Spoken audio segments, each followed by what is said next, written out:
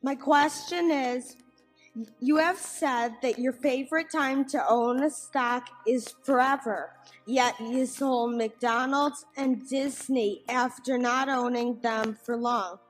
How do you decide when to hold forever and when to sell?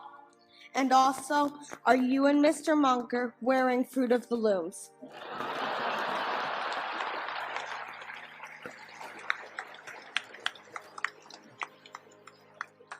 Charlie?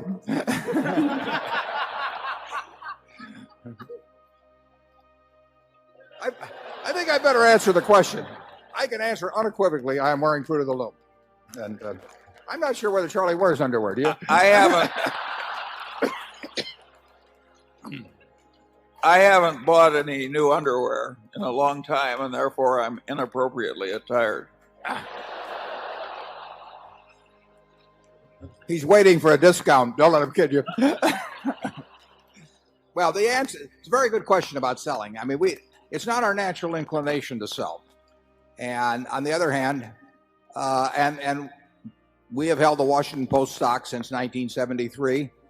I've never sold a share of Berkshire, having bought the first shares in 1962.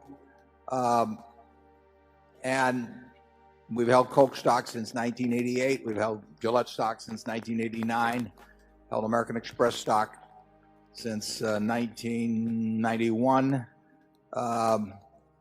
We had actually previously been an American Express in the 60s in Disney. So there are companies we're familiar with.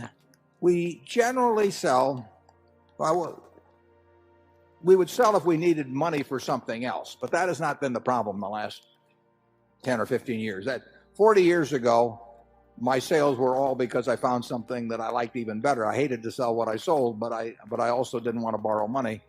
So I would reluctantly sell something that I thought was terribly cheap to buy something that was even cheaper. Those were the times when I had more ideas than money. Now I've got more money than ideas, and that's a different equation. So now we sell really when we think that when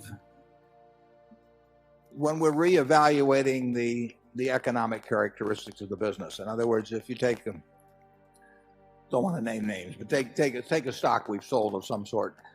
We probably had one view of the long-term competitive advantage of the company at the time we bought it, and we may have modified that. That doesn't mean we think that the company is going into some disastrous period or anything remotely like that. We think McDonald's has a fine future. We think Disney has a fine future, and there are others.